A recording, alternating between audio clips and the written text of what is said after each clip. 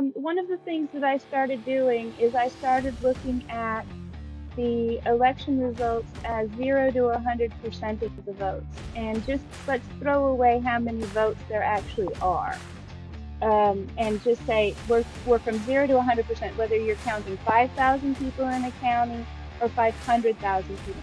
And what I have seen, I did a study on Maryland's 2024 election, and it's very, very obvious that once you hit around 75–80% of the vote, you start seeing the very same shape where it goes from a Trump favoritism dropping in almost the same shape, a parabola down towards a Harris preference in the 2024 election.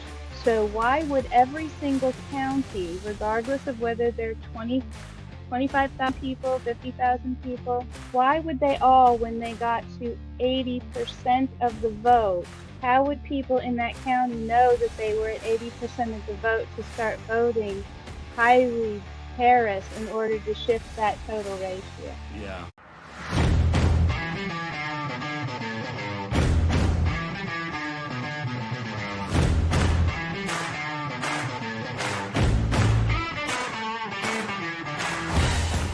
Thank you, ladies and gentlemen, for joining us once again on the State of Freedom. The State of Freedom is a listener-supported podcast. We're committed to pursuing the truth about policymaking, decisions, and situations in Louisiana and at the national level that stand to impact our freedoms. Please become a monthly supporter of the State of Freedom at freedomstate.us as we continue to expand the voice of liberty across Louisiana and beyond. The secret to losing weight 2 times faster has gone viral. See the transformations hundreds of thousands of men, women, and teens are experiencing around the world with the Slender Eyes drops. These homeopathic hormone-balancing drops are proven to control appetite, support thyroid function, improve energy, boost mood, and increase metabolic rate. To learn more about the drops or other incredible natural wellness and lifestyle products, email me at Danielle@freedomstate.us or visit the Shop Our Partners page at freedomstate.us. Good morning, everybody. Welcome to the State of Freedom. My name is Danielle Walker. It's Thursday, September 9th at 10 a.m. Central. I'm joined by my good friend and co-host, Chris Alexander. You might see that I'm out of my normal place. I'm house sitting right now. Is today Thursday? No, it's Tuesday. You're right. Did I say Thursday? I was saying, Lord, I thought I was jumped wrong ahead once again on the day. I'm like, Lord, where'd Tuesday and Wednesday go? All right, we'll get it figured out. It's Tuesday. We're coming to you live on Voice of the People USA TV and radio network, on Rumble, X, YouTube, and Facebook. Wherever you're watching, please give us a like, a thumbs up, and a share. It helps us with the algorithms. It helps us gain visibility. Comment in the chat. We love hearing your thoughts. We want to know where you're coming from. We want to know where you're listening from today. Joining us today is Draza Smith. She is a computer engineer and an electrical engineer who's done extensive statistical analysis of the 2020 election and many elections since then, finding evidence of algorithmic election fraud. And we know she's well over the target because of all the nasty articles written about her and her election denialism. Draza, welcome to the show. It's such an honor to have you with us here today. Hello, thank you so much for having me. You are most welcome. Well, look, we love to frame out the show with a scripture. And let me see, I actually have my Bible here. Y'all, I'm so out of sorts being out of place this morning, so just bear with me. I'll get it together. But the scripture today is from Hebrews. It's chapter 1, and it's verses 8 through 9. And it says, about his son, he called him God, saying, your throne, O God, endures forever and ever, and you will rule your kingdom with justice and righteousness, for you have cherished righteousness and detested lawlessness. For this reason, God, your God, has anointed you and poured out the oil of bliss on you more than any of your friends. And for a lot of things on the national level, the state level, and even on our personal lives level, it seems like justice can be slow in coming. But our God is a God of justice, and the foundations of his throne are righteousness and justice. And the scriptures tells us that he hates injustice and he detests a false witness. The Psalms tell us that he will judge the upstart and the wicked judges, and they will have no higher authority to appeal to when the day comes. So I believe we're on the cusp of seeing justice in the earth. I don't think that all justice is reserved for the sweet by and by, for the afterlife. I believe that we will see plenty of it here on earth with our physical eyes. Be encouraged, because nothing is escaping the attention of the Lord, who is truth and who is justice. Our job is to keep praying it in, to keep doing the work the Lord has put in our hands, and to keep declaring the truth in the meantime. That's so beautiful, Danielle. And I love the expression. I love the phrase, the oil of bliss. I know. And imagine, I mean, think about it. You know, we always tend to associate our peace, our joy, our happiness with results. Americans tend to be very results oriented, and it's not necessarily a bad thing, but we're supposed to be able to enjoy the oil of bliss even during the process of work, even while we are moving toward our victory, which we know we will have if we continue to work. But to be blissful in the process and to try to be content in the moment is the real challenge of the day, and not let any external circumstance dictate how we are in relation to God, because that is an intrinsic relationship based on our intrinsic value to Him, not on any particular results. We want the results, don't get me wrong, but we have to remember that we need the oil of bliss even as we wait. And Yeah, I love that, Chris. yeah. And speaking of someone who has worked and seems to be perpetually blissful, at least as far as my observation, and just a delightful human being, is Draza Smith. Truly one of the gurus when it comes to election security as it relates to these electronic voting systems. Draza, it is such a pleasure to have you with us on the State of Freedom today. Thank you for joining us. Thank you so much for having me. Really, really. Yeah. I've looked over the people you've had on your show discussing election integrity and all of the work, and you just have such amazing people that you've talked to that are providing people information on what's going on and the right path for the future. And I'm honored to be among the guests that are speaking on the topic.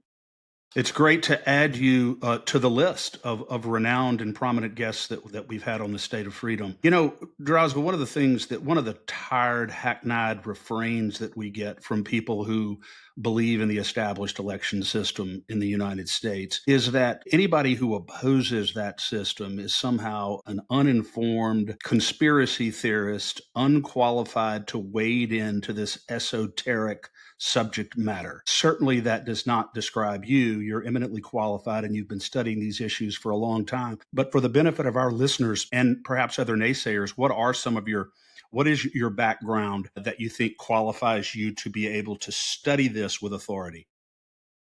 Okay, so I have two master's degrees. One's in electrical engineering and one's in computer engineering. The computer engineering master's I received during my PhD studies because I went back to college for my PhD, and the area that I focus on, which is industrial control systems, had moved out of electrical engineering and computer engineering.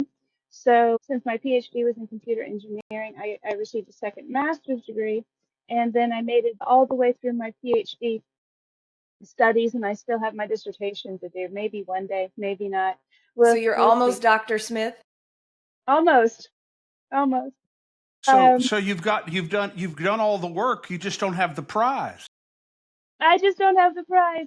Yes, it was a culmination of several things. My advisor came down with cancer when I was ready to start my dissertation, and some other things happened financially. So it was just better to leave and go to industry and start getting a paycheck for a while, and maybe I'll go back and finish it up. But so I've done an awful lot of schooling in the area of control systems.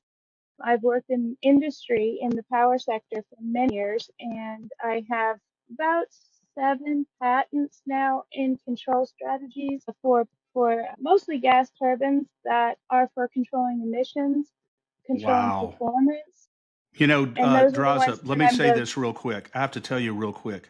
That blows me away. 7 patents. Getting one patent approved by the Federal Patent Office is a gargantuan feat. And you have 7 recognized patents? And another one that's I'm a second author on that's in cybersecurity that is patented in the United States, Japan, and the European Union. So that's kind of cool to have it in multiple locations as well. Super cool. Also a licensed professional engineer in the area of control systems, and my specialty is in dynamic operations. So if you have a machine that's running and something happens where you're having thermal things happening and you've got lots of rates of change, then what do you do to bring the systems back into control? That's where I really get excited to watch that, you know, as you're spinning all the plates on the stick, so to speak, you know, that everything's going on at once. How do you keep everything in control so that the system as a whole stays together? So that's my background. um, I can show you why I noticed some of the things in the data from the elections that are reminiscent of my work in control systems rather than you would see in random behavior of, you know, what you would see people voting over time in the elections. Awesome. And that kind of gets into what we wanted to talk about, because we wanted to know, you know, we know that you have seen evidence of manipulation from the numbers, but we wanted to get an understanding of how you can tell. So is that in part of your PowerPoint here? I provided the PowerPoint with some things, but I wanted to talk. Let me just take a second Yeah. to talk about some of the things that I don't think people realize, that what they're seeing right in front of them is evidence of manipulation. So we see the, you know, the evidence of the white truck showing up with the ballots. We see suitcases. We've seen the reports from Georgia of people scanning mail-in ballots that were in pristine condition and folded flat. Now, if you were to be a bad guy and you wanted to control an election, and you had the ability to have fake people on your voter rolls, whether they were, you know, clones. We've seen a lot of that, where you would be on the voter roll and then all of a sudden another voter ID with your same name and a slightly different address or something, or a slightly different name would show up as a duplicate. One of the reasons that we get the reports of people getting, say, 6 or 7 copies of mail-in ballots in the mail, maybe they're going to different voter IDs that are all under the same names in the clones. That's a benefit, because then if you move away or you die, your proper name is pulled off of the voter rolls, but all of your clones stay to do whatever they're going to do. So we see all of these things in the voter rolls. We see all of these extra mail-in ballots. If you have that structure in place, just by having that in place, you are seeing evidence of the ability to manipulate. The reason is that if I was a bad guy and I had access to that, all I would have to do is fill out tons of ballots that are 50-50. So we're voting for both sides. But what that does is, let's say you and 10 of your best friends are going to vote on what you want to have for lunch, and somebody wants to order subs and somebody wants to order pizza, and you take a vote. And you have 8 people vote for the pizza, and then you have 3 people vote for the subs. Well, the pizza is an overwhelming popular decision, right? And that shows the opinion of the people in the group. Now, if you have a bunch of ballots show up, let's say you have 20 ballots show up with your friends voting by mail, and they are 50-50. Now, when you divide that up, now you've got 8 plus 10 and 3 plus 10, and that takes and changes your total score to 18-13. You're no longer 8-3, you're 18-13. That methodology is what we see time and time again that moves us to that 51-49. That's why all these votes that are end up being so close, and then the last person wins just at the last minute. That's even before we get into any machine manipulation. Right. When we look at all of these things that we see, when you put it together as a system of how they would all function together, it becomes more and more apparent of how these can produce the results that we're actually seeing. which is what you do in engineering if you're doing like what we call root cause analysis. Let's say you have something happen and it wasn't expected. You go back through the steps and find out what happened that allowed that final result to be the case, right? Yeah. And we so many times we see people saying, well, it wasn't enough to switch the election. Well, depending upon how you apply it and where it's going on, possibly it is. Wow. Yeah, Draza, this I think most conservatives have a problem with the ballot harvesting and on all the mail-in ballots. But I find the biggest divide between among Republicans is the algorithmic manipulations inside of the computer systems. So apart from the mail-in ballots, are you confident that not only that computers are vulnerable to that type of manipulation where votes can be switched back, malware can be implanted, but that it has actually occurred, and how? The results that we've seen, I don't believe lead you to any other. If you actually study the data, if you look at things from an auditing perspective, then I don't know how you would be able to come to any other conclusion. The problem is that our elections are isolated because you have one election every year. You're looking at special elections every 4 years if we're looking at the presidential elections. And then people may compare county to county, but rarely do they compare state to state. Those of us that have been doing large scale analysis on the overall structures, when you see the same machines being used in different states with different profiles of their overall political alignment, what happens is you see that the process, the path that they walk from start to finish, takes on very standard shapes. And it's kind of like if you have a sunflower seed and you plant this flower seed and you plant a sunflower seed right next to it. They're not the same plant, but you can tell how far along they are in the germination process by when you see the roots start coming out of the seed case or when you see the first leaf coming off. And the first leaf looks very different than if it was a seed from another plant. But we're seeing those, and if you have one that you're watering a lot and giving it sunlight, it may grow bigger, but you'll see the same shape. You'll see the same number of first leaves come out and everything else. So what we're seeing is we're seeing kind of that. You may see this plant over here growing bigger, which indicates that it's a alien bee preference, right? And you see this one that's being a little smaller, which means that it's alien preference. But the fact is that the process that it goes through to reach the adult state follows a set path that we watch happen over time. And that's what we see in the data of the elections from start to finish. I don't know if that makes a whole lot of sense, but I can show you with some of the charts in the slides that I have. Just to clarify, just for a minute, you're saying that obviously, different states have different political views. Vermont is not going to have the same political ideology as a whole, the people, as Louisiana or Georgia is.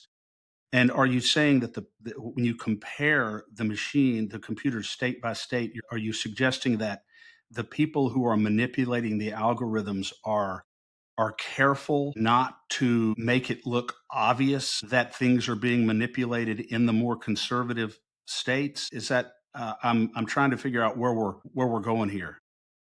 So I worked at Sandia National Labs in bridge security, and I've worked in security for power plant systems. I wouldn't consider that my biggest forte as compared to control, but I'm probably better than the average there. And what I'm saying is that when I look at this, if I can identify the fact that the path that the votes take over time, how the ratio of who's winning, follows as we go from 0 to 100%, and that ends up looking like Vermont, except that one's more Republican and one's more Democrat, but they're walking the same paths. That shows some sort of external control that we're going through a process. Now, when you say that we don't want it to look like we're controlling the conservative states. If I can control one, why would I not control all of them? Honestly, if you're a bad guy and you have the ability to control, why would you leave anybody up to a random outcome that could affect your overall control? You still Well, do. They just wear different badges, right? I mean, they're wearing the R badge with the red sticker Well, around it, but they're a big uniparty member, regardless of whether, they are in Vermont, or if they're in Louisiana. I think the primary system has been hijacked by this exact thing, as well as the general elections, and we're seeing that good candidates, perhaps like honest candidates, can't make it through the process. And that's why we continue, or they're far less likely, in my opinion, to make it through the process for this if reason. I have the ability to control a single state through manipulation, external hacking due to weak security practice in our systems, or any other aspect, why would I not control all of them in a single election to come up to a proper result? If I have the ability to control them in one election, regardless of whether it's general, primary, etc., why would I have the ability to control them in all? And Draza, yeah. this randomly came to mind when you were talking about the sunflower seeds growing. Do you happen to know what state instituted the machines first? Was it Florida because of the hanging Chad incident, whatever you want to call that, or I was it do somewhere not. else? It'd be a I good do thing for not us to look know. at. Yeah, I do not know where they came in. I do know that they came in very rapidly all at the same time as the result of that. Colonel Reynolds has been sharing a video that Dan did, which is very, very interesting, from people that worked at the system that made the paper that were used in the punch cards, and how they think that that might have been a setup to intentionally cause that system to fail, which would be much, much more difficult to manipulate than the current system that we have in place. Yeah. Draza, I just want to make sure that I'm clear and understand what we're talking about here. So let's just say you're watching election results from multiple states, electronic results that are coming in throughout the evening. You have your graph, diagram, whatever it is that you look at that shows the votes coming in, increase, decrease, whatever. You're saying that you're able to look at the electronic results as they're coming in and be able to tell by the trajectory of the votes, the ebb and flow, that things are being controlled or manipulated and not random? Well, what I can tell. So, one of the things that I started doing is I started looking at the election results as 0 to 100% of the votes, and just let's throw away how many votes there actually are, and just say we're from 0 to 100%, whether you're counting 5,000 people in a county or 500,000 people. And what I have seen, I did a study on Maryland's 2024 election, and it's very, very obvious that once you hit around 75-80% of the vote, you start seeing the very same shape where it goes from a Trump favoritism dropping in almost the same shape, a parabola down towards a Harris preference in the 2024 election. So why would every single county, regardless of whether they're 25,000 people, 50,000 people, why would they all, when they got to 80% of the vote, how would people in that county know that they were at 80% of the vote to start voting highly Harris in order to shift that total ratio? Yeah.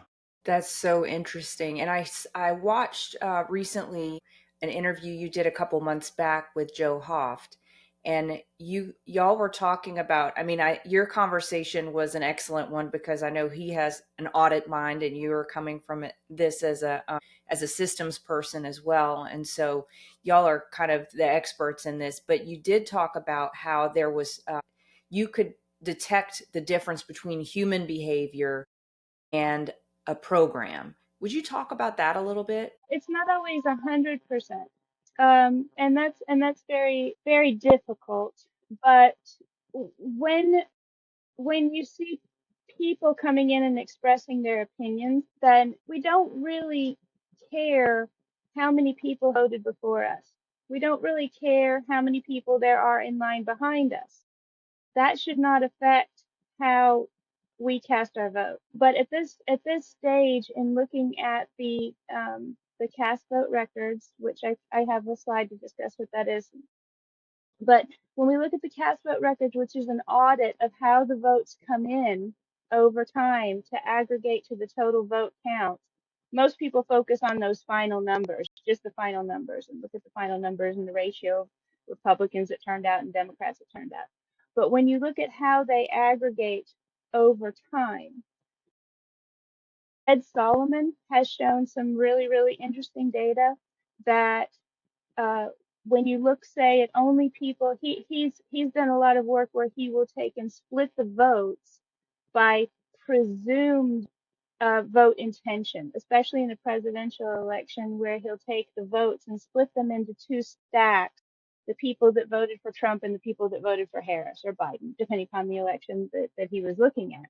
And then he will analyze the down ballot races of only those votes. So we're not mixing people that have differing opinions on the presidential race. So these people should be more closely aligned in their views. And yet he will still see shifts where the preference for topics that should be partisan, abortion issues and property taxes and things like that, it will depend on where you are in the percent count of the race as to how many people are voting for and against that, even when you're only looking at presumed partisan groups. That's so So interesting, Draza. that should not be how humans are voting. That's so And that's interesting to me. including In other people. words, what you're saying is that that's so interesting to me that you're saying that 20% of the voters who go vote are going to wait until 80% of the people have voted to go vote, and then the last 20% are going to be all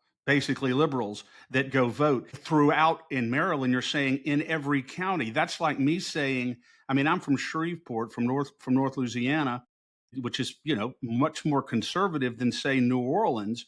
And you're saying if you were looking at Caddo Parish and also Orleans Parish, let's say in Louisiana, just applying the Maryland situation, and after 80% of the votes have come in, you see this for Trump, you see this substantial shift in both parishes toward Right. Harris. Right. And that's how you see the effect that we're all so tired of seeing, where it looks like the person who the people think should win suddenly in the surprise horse race falls behind and the other one wins by a nose. Sorry, better luck next time, just vote harder. It just seems Really? Vote so harder. unnatural. It seems so unnatural and not organic in the way people behave. Unless, like I said, everybody gets together, all the voters get together hypothetically on election day and say, okay, look, all the conservatives are going to go vote between 6 o'clock in the morning and 4:30 in the afternoon. And once you people go vote, and then we, the liberals, are going to go and we're going to go vote. And Yeah, we'll that's we'll when the pull it 10, out for the 30 liberals. buses show up. 10 to 30 buses just show up and dump people. And that's not how But people behave. the thing that you need to consider as well, I treat the cast vote record, which you can, it makes sense to do this, as a time series.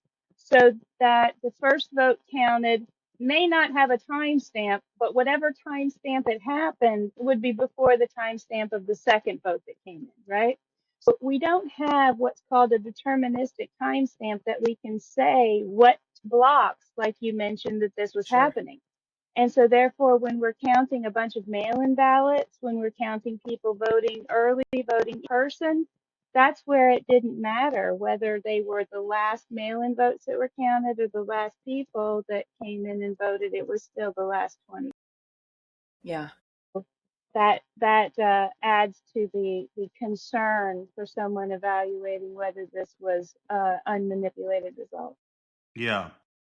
Draza, I know you're not a lawyer. You're a a technical computer person. But let me ask you this. One of the things people say is, well, all these lawsuits from 2020, these lawsuits were dismissed. And, it's so there couldn't have been any election fraud. Our position has always been that, the cases were dismissed before the evidence was really allowed to be heard in those Right. cases regarding electronic manipulation. What do you say about that? And do you think that if given a real opportunity in court to present the evidence of fraud in an objective way with an objective judge, you think you could be successful there? I could answer that by telling you the reason Tina Peters is in jail is because she was not allowed to present a defense. The cases that came up with election fraud, they've frequently been thrown out on standing. And I think it's a very poor interpretation of a law that came about during the fallout of the Vietnam War, where people tried to sue Congress for spending taxpayers' money to go to a war that they didn't want. And the decision, I might say this wrong, so if I'm wrong and people in the legal community can correct me, forgive me, but I believe my understanding is the decision came down that if everybody was hurt equally, then nobody has standing to sue because everybody was hurt. And that's the justification that has It's been insane. used to throw out the individuals not having standing to sue when everybody is damaged the same. Election fraud actually exists. Yeah. In other words, you don't have an individualized, particularized, whatever language they use, Damage. Yeah. damage claim that is unique to you. Everyone was equally damaged. Therefore, there really isn't any relief for anybody other than political relief at the ballot box when the whole thing we're challenging is the irregularity in the very process that we choose our elected officials. But I Which is a never quite horrible could circular understand that. argument. Yeah. Yeah. Horrible circular argument in that. Yeah. Draza, when you first came on, and it may have been before we got on air, you were mentioning that you've spent some time in Louisiana. You testified, I believe, before our legislature when then Secretary of State Kyle Ardoin was looking at purchasing some new machines. Louisiana has been dogged in its pursuit of new machines from the Secretary of State's office, despite, I would say, very strong opposition from the people. One of the main things that we, Chris's group, LACAG, and many others across the state have complained about is, look, President Trump is over here saying that he wants paper ballots. DNI Gabbard is over here saying that our elections are manipulated or at least manipulatable and they're not secure and we should go to paper ballots. And so our Secretary of State has selective hearing, as it turns out, and she believes that a paper component is the same thing as a paper ballot, which in my view, it's pretty obvious those cannot be the same thing. But what would you say to our Secretary of State if you were testifying right now about the machines and the fact that it's okay because what we're doing is, in her view, moving from a non-auditable system with no paper trail to an auditable system because it spits out a receipt? You're not. You're not moving to an auditable system. The problem with that is that any claim that the systems are auditable is unfounded when it comes to the actual processes in place by states that are using these systems. Just look at Georgia. Georgia has a lawsuit in place where they've been requesting their paper ballots to compare against the actual results, and years are going by and they're not allowed to look at them. When you go into your own county, you ask to do any sort of audits, they tell you you can audit against the ballot images, which are again computerized files, which could also be manipulated, easily be manipulated to match the final results. So it's more of a magic trick where the magician allows you to inspect the hat after he pulled the rabbit out of it, but you missed the part of where the rabbit was hidden inside of it to produce it in the first place, and it wasn't real magic. The issues with those claims are the risk limiting audits, the lack of the ability for people to have access to the paper in the future, the excited nature that people seem to have that when their time limit expires that they're allowed to destroy those papers without anybody being able to look at it. The fact that we had a Maricopa County audit And when the auditors received the box, many of the boxes had the security tags removed and were already opened when they arrived. So the chain of custody had been broken on those paper ballots. Time and time again, you see these cases. In any other case, if you were auditing something for a bank, if you were auditing something for any other industry, and the start of the audit had started off like that with all of your information and lost chain of custody, the audit would have failed right there. There would have been no continued counting. There would not have been the ability to say, well, it matches everything that's here, because you don't have any faith that what was there was the actual initial state after the election. Yeah. Does do the in this paper component that our Secretary of State is talking about, assuming there was no issue with the custody, assuming the paper receipt or component could be kept intact, do the paper components themselves accurately reflect the vote that the voter made, or could the paper components themselves be spitting out something that is not consistent with what is occurring inside of the computer? Because the reason why I'm asking, Draza, is that 90% of voters, the vast majority of voters, even though, as you said, they can't leave the precinct with their ballot, they have to leave it there. But most people don't even look at their ballot when it comes out, a very small percentage. And so my question is, if there was a situation where you had to go back and do some kind of an audit there, and assuming that all the paper components were in order, in place, is there a 100% guarantee that those are accurate? You can't have an 100% guarantee when you have the ability to do a thought experiment and see where vulnerabilities exist. Where I do a lot of work with protecting systems in the electrical field, and part of what I do when I evaluate the security of them is I first have to, as someone I dearly love said, flip my evil bit. And for just a moment, I'm not a defender, I'm an attacker. And I have to look at what are all the ways that the system could be manipulated. And that's how I develop my framework of where I need to build my defenses. So when we're looking at these systems, if I was a bad guy, I've seen some of these companies saying that, well, we're building tabulators now that mark the ballots with a mark as it goes through the scanner, so that it says like already been read, so that you can't double scan it.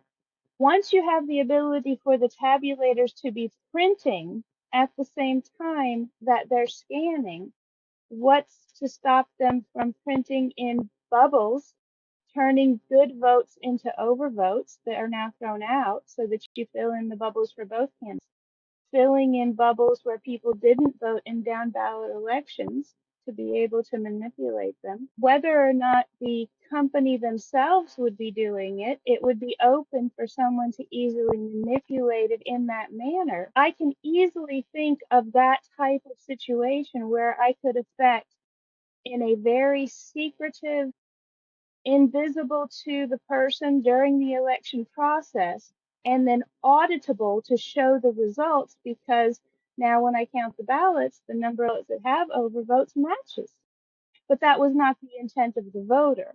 If I can come up with that as a very quick thought experiment, I don't know how you could say that if we had really smart people sitting for a long time, that they wouldn't come up with a whole lot more that would then show you that the systems, once that paper into a system that allows for computational manipulation, that you as the voter lose control.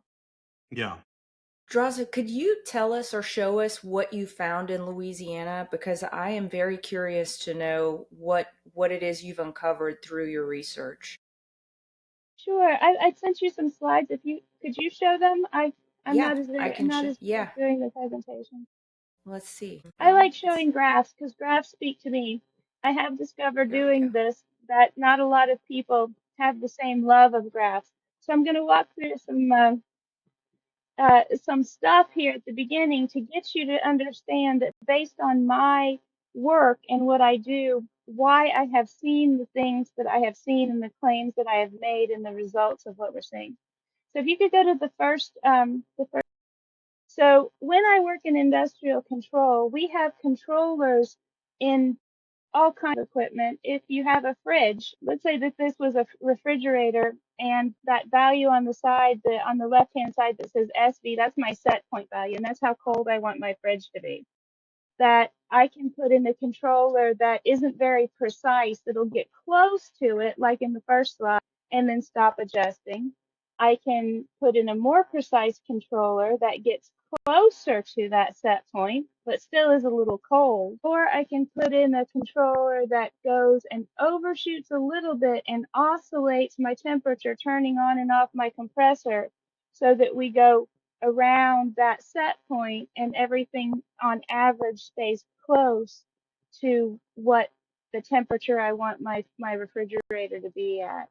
And we work when we design the control systems, we design the software to be able to produce these results, whether it's controlling your refrigerator or controlling the speed in your um, uh, uh, cruise control in your car, or anywhere where you put a set point in. We design these kind of systems.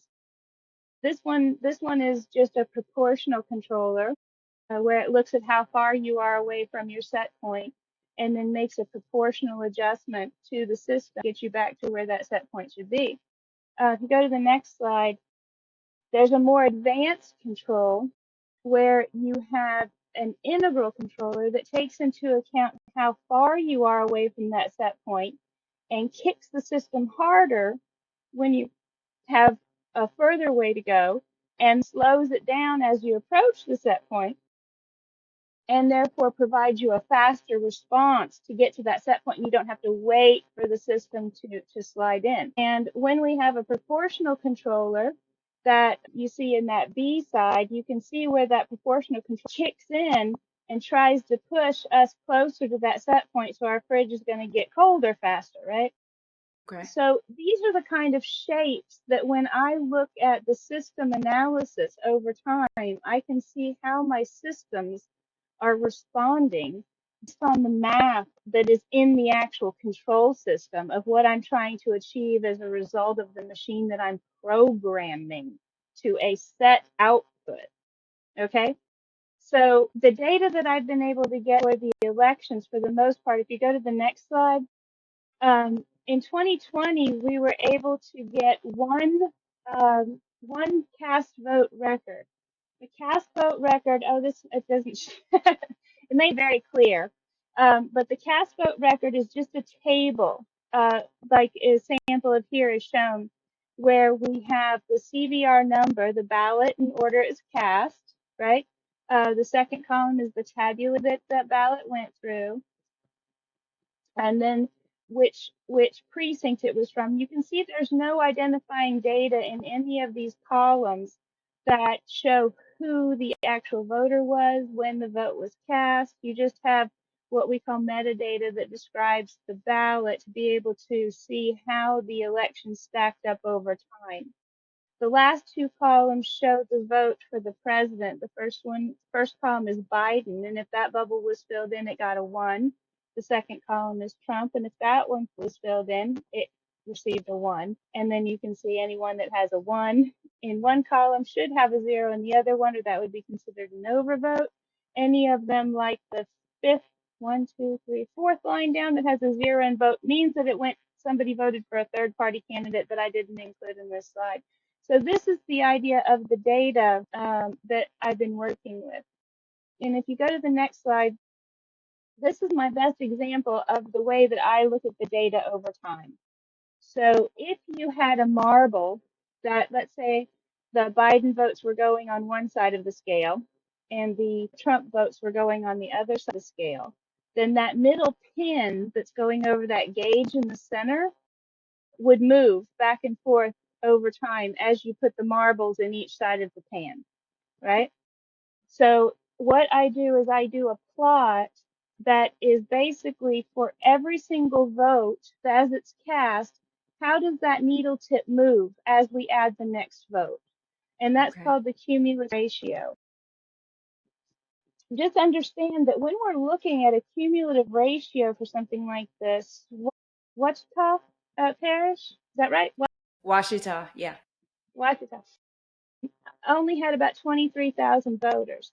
But still, when you think about it, let's say we're at 50% of the vote, and we've got 11,000 marbles roughly in these pans. Anytime you add another marble, the weight of the marbles that are already in the pan is going to be so overwhelming that those individual marbles shouldn't be able to move that cumulative ratio that much over time. That's what is normally described as the law of large numbers, and why we would see that the opinion should settle in over time for a standard population. But that's not what we normally see. Yeah. In So other words, given the more marbles you have in one side, the less effect adding one marble is going to have to the aggregate. to other side, exactly right. So, but the problem is that we see it just go crazy all throughout the whole election. It's fine.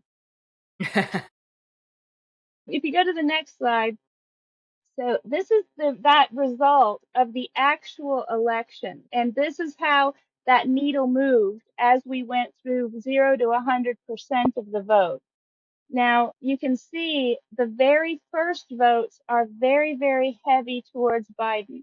And it goes down to a Biden win, because 100% would be 50-50. And so 70% means that there's 7 Biden votes for every 10 in that first 5 of the vote, which seems kind of odd. But then and this is only the early voting, by the way. The only CBR that we received did not include any in person, but I know that most of Louisiana votes are we're looking at the majority of the votes when we're looking at early votes in Louisiana anyway. But then you see, after we get past 5% of the vote, we see a very rapid increase that has that shape that was very reminiscent of that curve when we saw that integral controller that had that bump and curve that goes up to a set point. Then we see another section that once we get close to 250, which means that it's 25 Trump votes to every 10 Biden votes, we see a rapid decrease back down. That now that we've gotten to 20%, we have to rein everybody back in. And then once we get to 35%, we go back up. And then once we get to 45%, we come back down. Now, what I want to point out here is I put that red line in there. That has nothing to do with the election.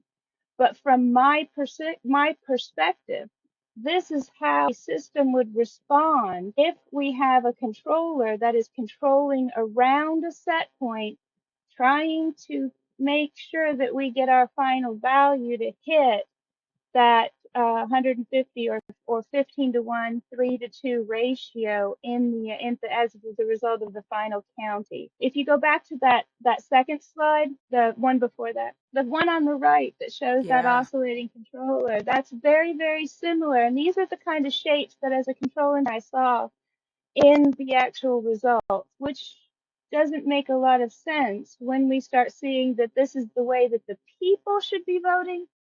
Depending upon whether you're a member of that, 20 to 35%, you're going to be voting very heavy Biden, versus if you're voting from 5 to 20%, that Yeah. you're going to be Yeah. exceptionally voting for Trump.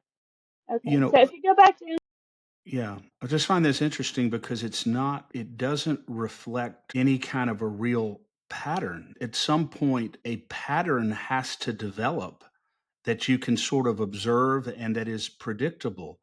This is almost like it's deliberate manipulation. So we're going to give Biden a bunch of votes. Okay, we're pretty safe for now. So we'll come back down and let Trump come back a little bit, and then we'll go back up some more. Then there's nothing natural about what we're looking at here. that has been my point, that if we go in and we look at the behavior of the people in each section of these, what is different about the people? And if you look at the Capitol record, they have the precincts within the parish all mixed in together.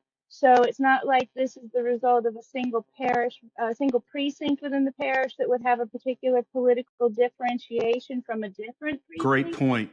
Great point. They're all mixed in together, and yet the people that are all mixed in together from all the precincts that chose to be part of that 20 to 35% of the vote, percent of the vote again, not the actual numbers of the vote, that they experience this rapid parabolic decline to we see as that final set point value. It's very indicative that once we hit that set point value, then we release, so to speak, that kind of control and it's allowed to float back up and then is pushed back down. That's what I would see in a controller that's trying to control your car to a certain speed as you're going down a hill. We're going to be braking and then we release it and the gravity will pull it back up and it'll brake again while you try to maintain that set point speed in the car. Draza, an interesting point here to maybe note for you, and you may know this, but for early voting, Louisiana has these tablets now where you press, it's like basically, it almost looks like a video game, it's very simplistic. But our old system is what's used on election day pretty much only. And this is one of those Diebold systems, right? Where it's really difficult you see a paper ballot that outlines for you to input for every election. A different one is kind of slid in there and they program it to have the vote correspond with the name on the paper. And I would imagine that perhaps a big push for early voting is what's led to this. And I would be very interested to see how the different machines have different outcomes because of the mechanisms for manipulation that are different between the two. Would you think they're probably different? Are you saying that you can control people's behavior into two different options based on which option is less painful? I think that that's so. Hey, Draza, how would, I mean, this is maybe a speculative question, I'm not sure, but how would this graph that we're looking at right here, these 23,000 Washita early voters, how would this look different if it was not being manipulated? So what you would kind of expect to see, you would expect to see some, if you go back to thinking about those marbles in that pan scale, if you put the first marble in, the needle's going to go all the way over here, right? And then put another marble on the other side, it'll go back to the middle. So you can swing 50% with each marble that you're putting in. But over time, as you take and add those marbles in, that impact of every single one of those marbles would be less and less over time. So once you're at 70%, actually what's really interesting is that last like 8% here, you've got you've got all of these marbles that are in the pan, up to like 20,000 marbles in the pan, and they're split out to be, like 16 to 10.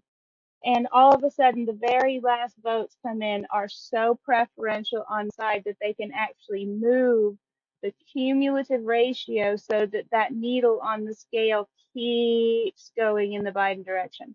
That's kind of interesting that once you have that mass, that momentum of mass, that the tiny little marbles of the votes on the very end can actually result in an actual physical movement of the overall ratio. Those last people actually had enough cohesiveness in their vote opinions to move the opinions of everyone else in the county. And that's not something that I would really expect to see, and yet we see that time and time again. Yeah. Did you say Washita County or parish in Louisiana? That was the only place from which you were able to secure cast vote records? Yes, yes. Someone wonderful in Louisiana actually paid the money that they were asking, and we were able to get a copy that they generously shared with people that wanted to do analysis on it. And then the state decided that cast vote records should not be provided any longer. But and I really don't understand why certain states have said that they won't supply the cast vote records. Cast vote records were developed as an auditing tool based on a NIST standard that the machines have to produce. And as you saw from the data that was provided, there's nothing that identifies the individual that was casting the votes. It just shows how the election stacked up over time. Yeah. Well, I can tell you that our Secretary of State's office is doing basically anything and everything they can to obstruct the people from knowing what's really going on or from having their voice heard in the process. So it's not surprising to me that they would do that after, I don't know how much, do you remember, Chris, how much this cost? I know there's someone that, I think it was like, was it $300,000 or An something? enormous, an I mean, enormous amount of money. complete robbery, complete Yeah. and utter robbery. Yeah. An enormous amount of Wow. money, Danielle. Yeah. Wow. Draza, this, before we go on to something else, because we definitely want to talk to you about Act Blue and a couple of other things here, but what do you make of the idea that the voting system vendors, the manufacturers, are the only people who are allowed access to their source codes and nobody else is really allowed to look at that? Number one. And secondly, what do you think you would find if you were given unfettered access to the source code inside of these systems? I don't know exactly how to answer. Okay, so the first part of your question is I don't like it all when we have code that is for something to do with our critical infrastructure that you do not have an independent verifier. Maybe don't open it up to everybody. Maybe with something as simple as counting the votes, 1, 2, 3. I don't see why it shouldn't be.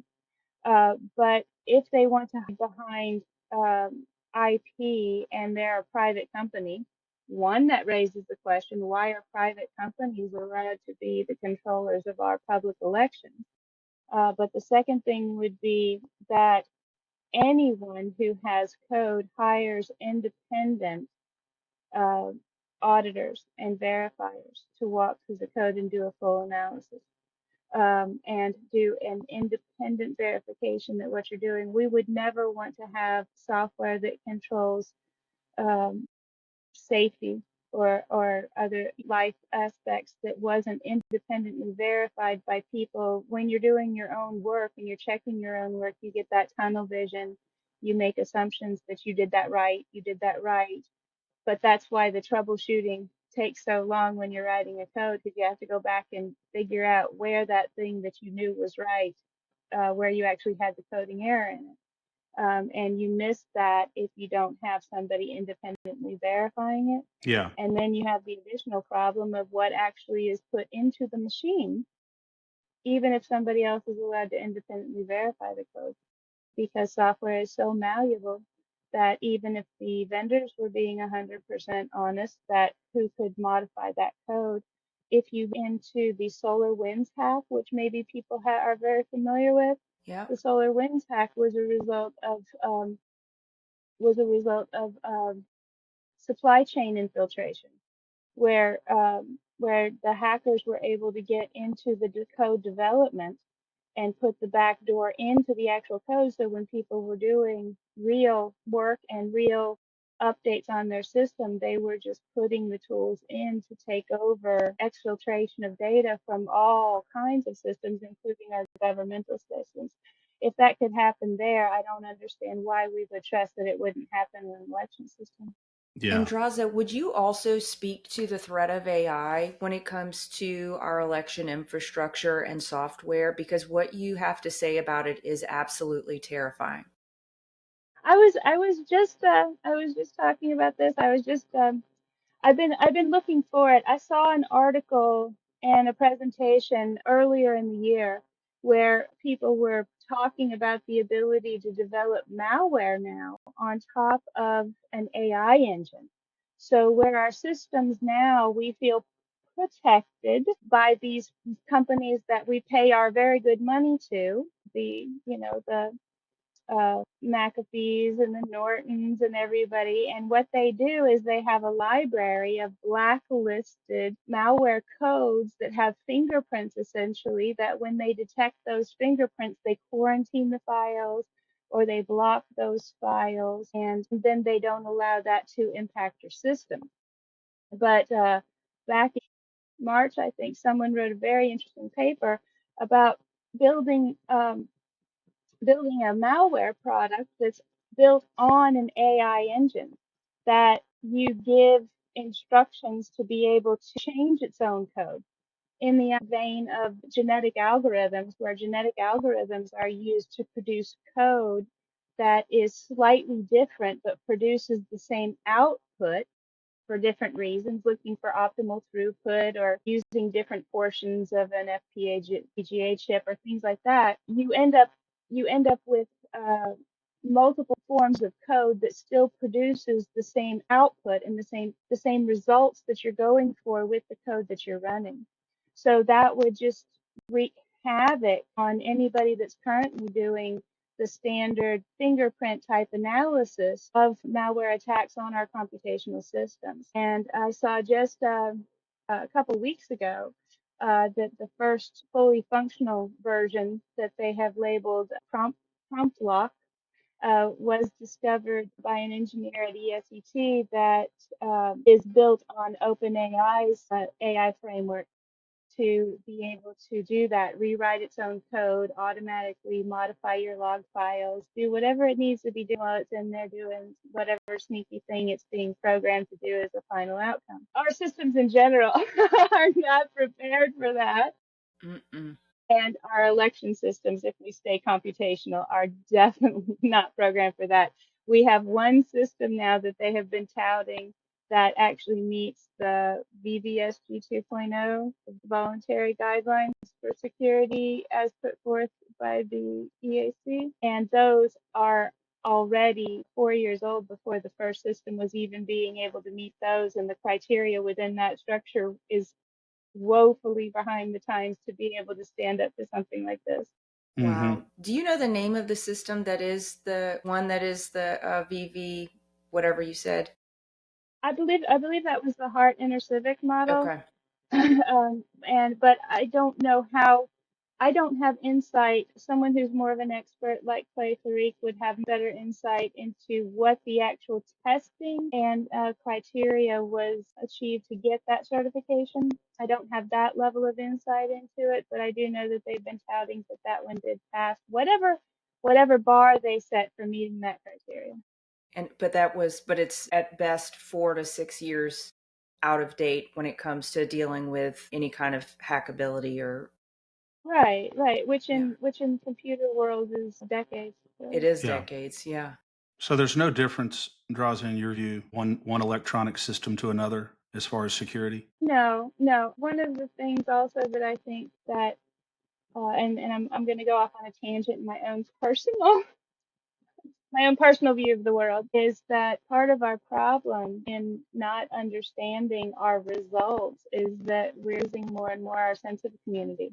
We don't have a good feeling of all the people in our community and their opinions to be able to say, okay, which one of my crazy neighbors voted for this, right? We just Mm-hmm. have to go, oh my gosh, there's a bunch of people around here that really feel that way. So in addition to, I mean, I've said for a long time now, we should take all that money that your Secretary of State wants to spend, give it to the individual precincts, buy a big dinner from a local restaurant to put the money back into the community and have everybody come over, get a free meal, hand cast your votes, and everybody count it together and build a sense of community around the election holiday. I think that would be a much better solution, all in all, for so many reasons. But Yeah. when you introduce the machinery in the middle there, you lose so many of the aspects that the system that I just described would engender among the community. Yeah. I want to switch gears for a second here, Draws, in the little time we have left here. Someone put a post up. I don't know why I don't have her name here. Anyway, recognizing you for doing excellent work in collecting and analyzing FEC data and essentially exposing the international financial scam regarding Act Blue. Can you talk to us a little bit about the Act Blue scam regarding all of these, I'm assuming, Smurf donations? That is some crazy stuff. That is some crazy stuff. The first person that mentioned that to me was a brilliant lady in New Mexico. And she was like, the donations that are coming in are crazy. And she called it the death of our republic by $12.50 a pop. Wow. And then other people like Chris Gleason and Peter Berniger got into it, and they really just jumped into it as well because the financial aspect makes so much more sense to people than the analytical data that I was just talking about on the charts. So they're both impactful, but you can understand, right? If we go back to the idea, like one of the stories that I heard was that when people have been videotaped bringing of mail-in ballots and putting them in drop boxes, I've heard some people say that they were given like $10 a ballot in order to do this. So if they're given $10 a ballot, where are they getting the ballots from and who's paying them those $10 a ballot?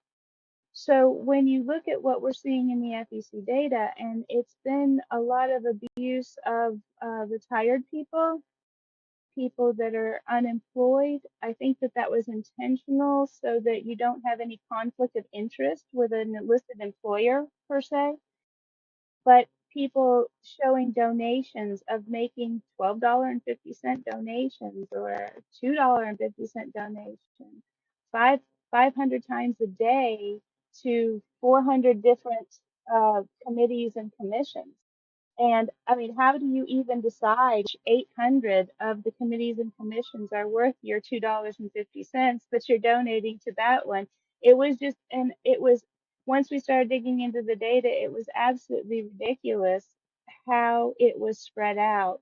Uh, and the continued work that's been done now, the House Oversight Committee just issued a 700-page report that if you want to just have your mind blown, just go to the House Oversight Committee and look up the actual FEC report, and you can see all the things that they have found, that there's no guarantee that this money was coming from American sources, which means the possibility of foreign money being put in through activities like buying foreign gift cards. They were accepting foreign gift cards. They were accepting prepaid Visa cards and not using the CVV number for validation, lowering the SIF score, which is what the banks use to detect fraud.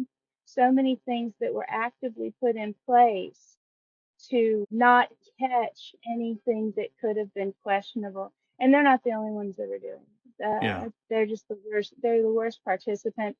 There are other companies that collect money for Democratic causes, for Republican causes, that both have earmarks of this as well. Yeah. So you have really what is a huge money laundering operation here, whereby these nefarious sources with lots of money are pretending as though or acting as though these elderly or retired or unemployed Americans are actually the ones making all of these donations, when in reality, they're not making these donations. Right, right. People that have gone out and actually interviewed the people, they say, no, I'm not doing that. And some of the people I saw an interview with one lady, I believe, during one of James O'Keefe's interviews where he went out and spoke to people. And the lady was quite honest. She was like, if I had the money, I would be, which, is fine. If you have your political Yeah. bends and you want to support all these campaigns, but then do it. But she also said she didn't. As a retired individual, she didn't have that amount of money and that the money reported was not there.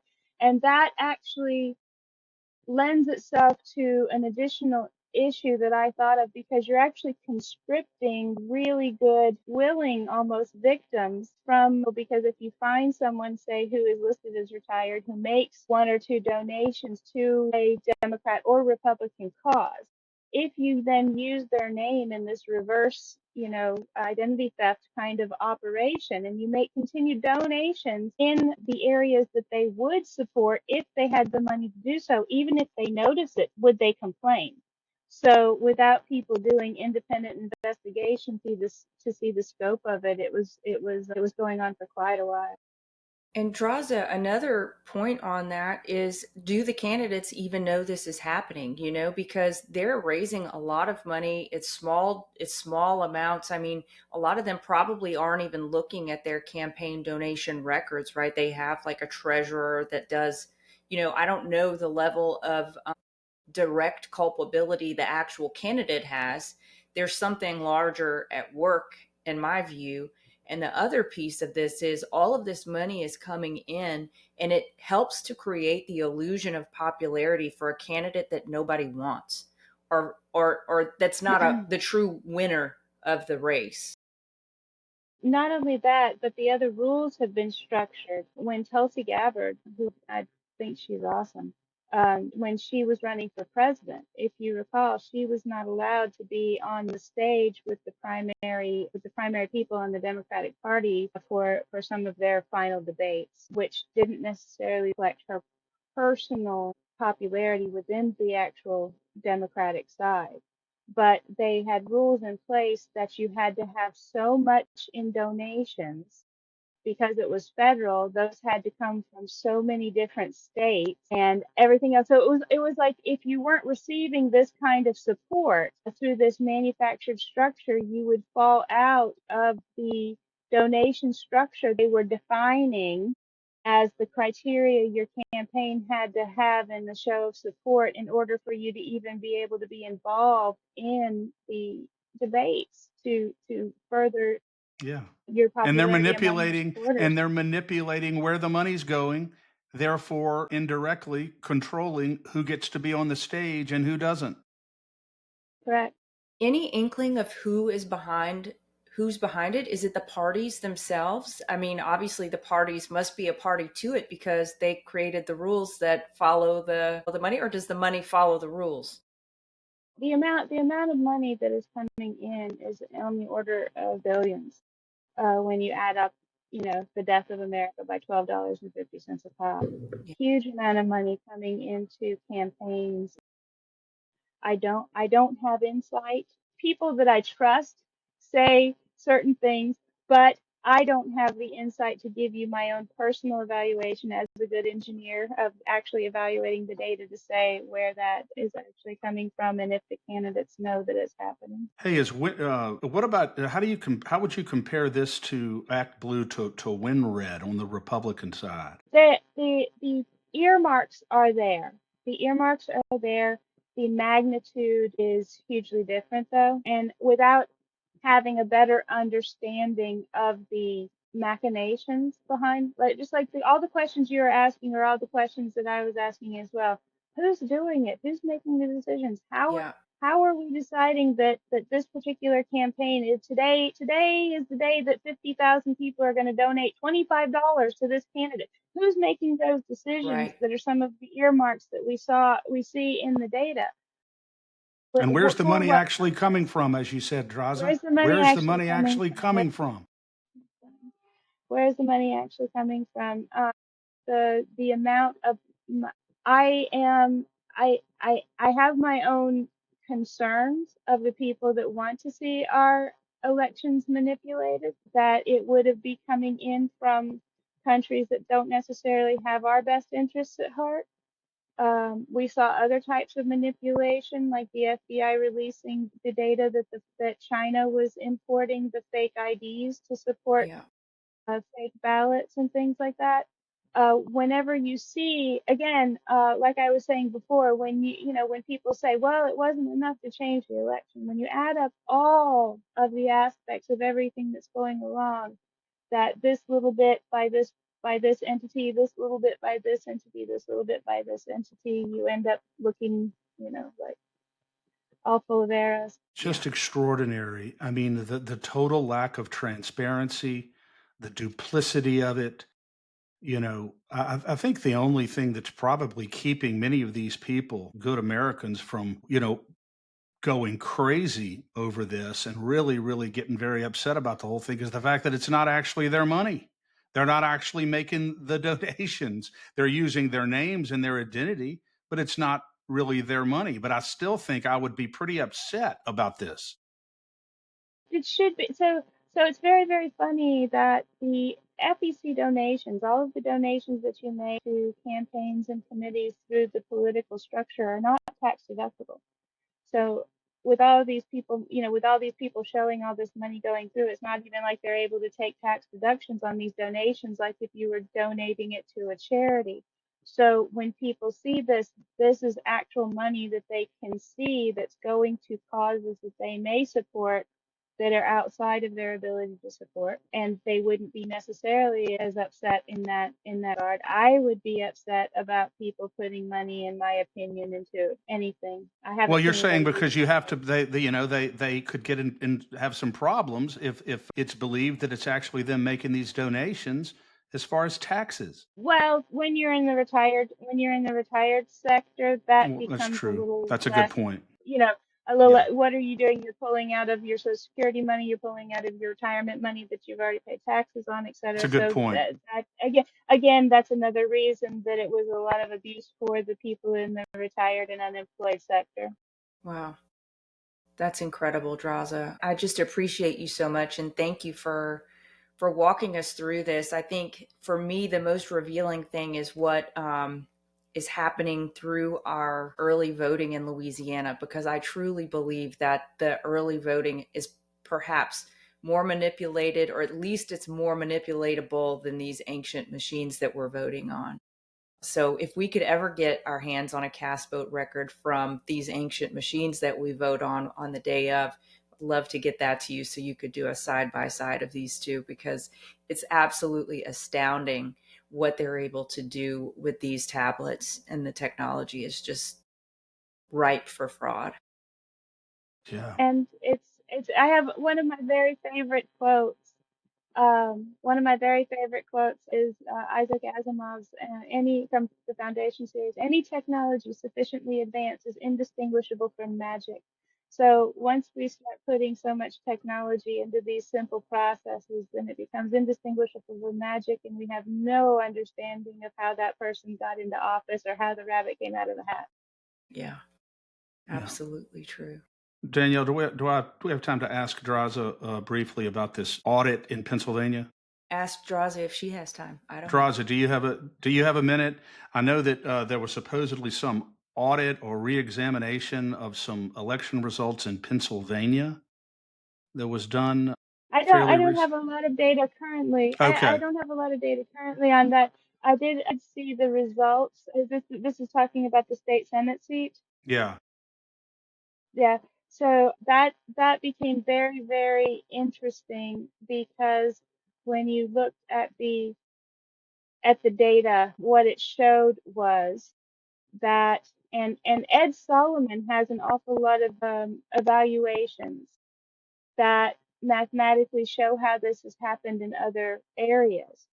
But when you look at the results of this particular population and how they voted in the general election shortly before this, and then the special election for the state senator following this, there was an awful lot of what appears to be Republican voters that voted by mail, that crossed party lines and put the Democratic state senator in office after everybody had just voted for Trump to put him in office as the president from this same area.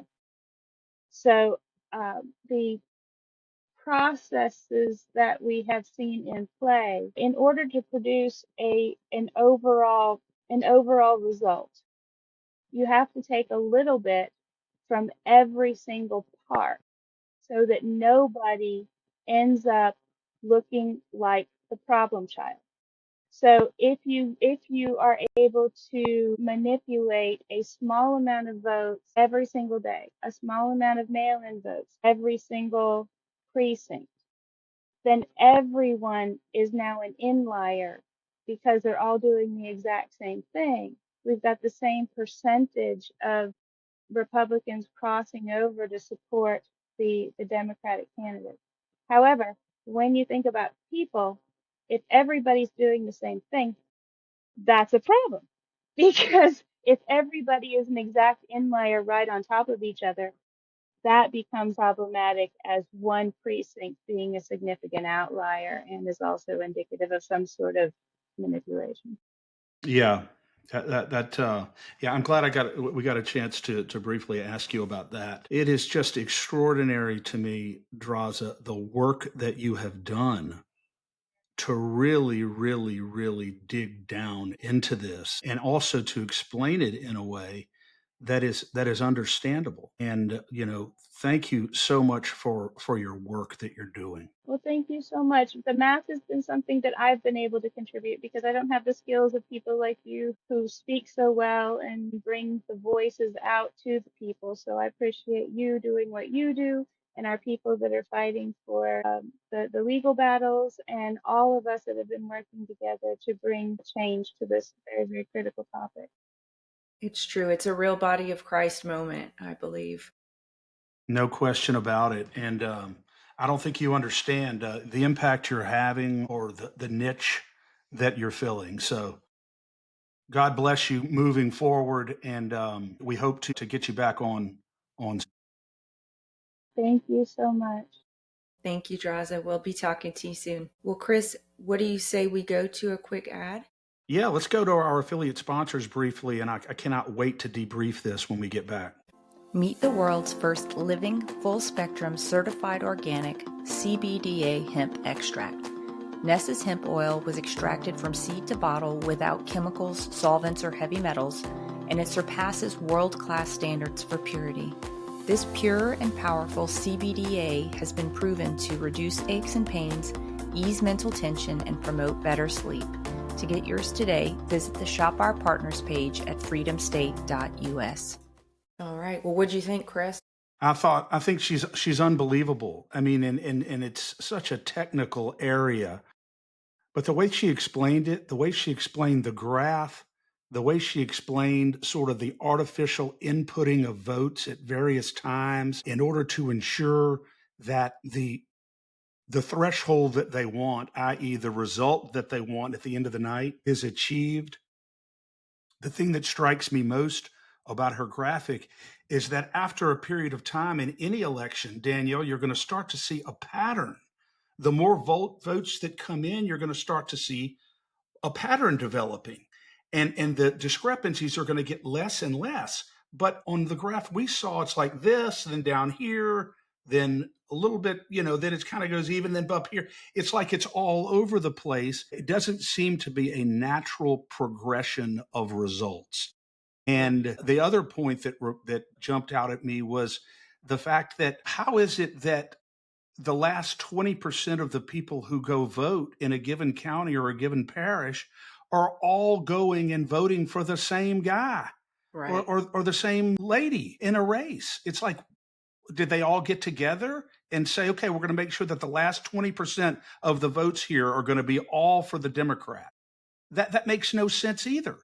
Right. Well, I love that she brought up Ed Solomon. We had him on the show once, and he's been on For the Love of Freedom as well. And the way that he described it in the slides that he showed what it should look like and what it does look like. And what it should look like is much more of a scatter plot that kind of, as she talked about, the scales balancing, kind of even out over time or settle down, as she talked about.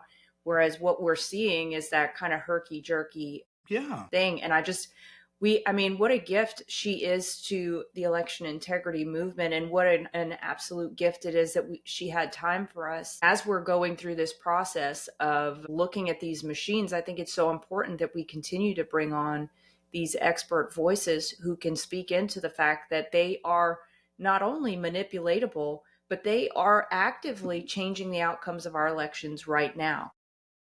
Yeah. And it's unfortunate and it's scary. And you really don't have to have the technical prowess that Draza Smith has or some of the others have in order to sort of know instinctively that this is not safe.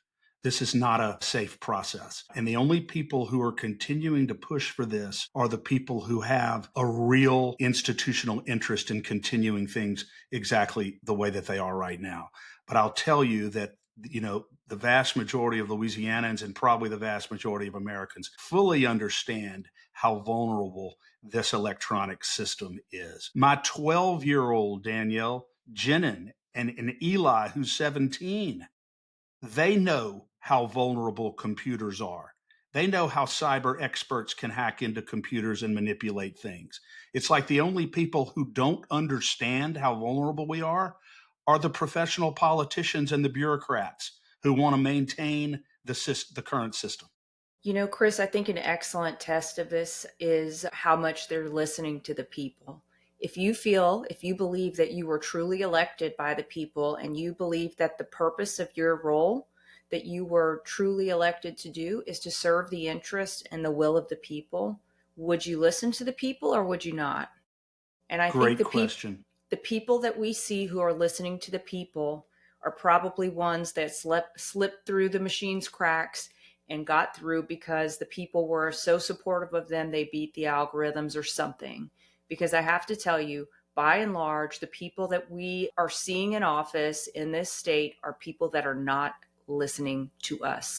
Yes. And the flippancy and sort of the callous disregard for the will of the people is what I find most striking. It's as though they know that they're not really vulnerable. And how they know that, well, maybe there's a good reason for that as well. But I'm just thankful for Draza Smith and so many other Americans who understand how vulnerable our systems are. And of course, I'm very thankful to President Trump as well, Danielle, and Tulsi Gabbard for Yeah, continuing to sound the horn on this. There is not many more places for, the Nancy Landrys of the world and others to hide and to plead ignorance on this.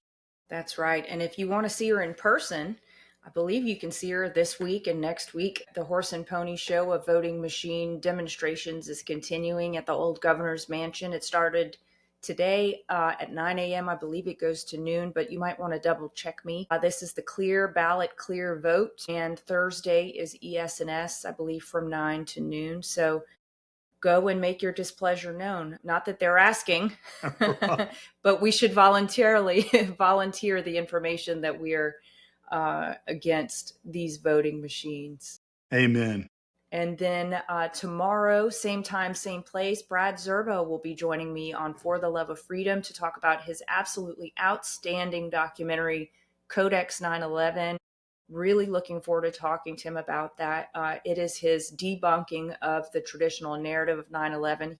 Has done so much research to prove that what we were told was an absolute and utter lie, and absolutely impossible. So looking forward to talking to him tomorrow. And then we'll be back here on the State of Freedom on Thursday at 10 a.m. We are super excited. Trennis Evans will be joining us. He's part of Tina Peters' legal team.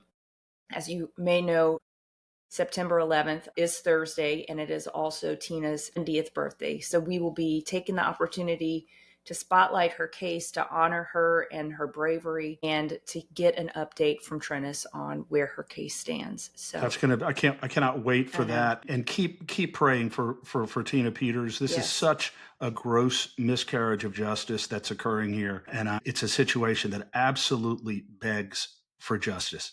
This is a yes, lady who simply was doing what she was legally bound to do to preserve the integrity of the elections in her state, and she's in prison because of it, because of sinister and criminal forces that conspired against her. It's going to be a wonderful day when she is released from that prison, hopefully to never ever have to go back, and she will go down in history as an American hero. There's no question in my mind. absolutely. Yeah. Well, Danielle, God bless you as always. The state of freedom is moving on the march across the state of Louisiana, continuing to build, continuing to grow, continuing to build trust among Louisiana citizens as the voice of freedom and constitutional conservative, unapologetic and uncompromising. So I just want to say thanks to all of our listeners, supporters, and subscribers, and encourage everyone to let your family and friends know about the state of freedom, because we will not stop until we are the voice that you trust and go to as far as constitutional freedom, conservatism, and the protection of your liberty and your rights. That is why we are here. I think I can speak for you, Danielle, when I say that we are called to do this. We're called to be here at this time, and we intend to be faithful to this call.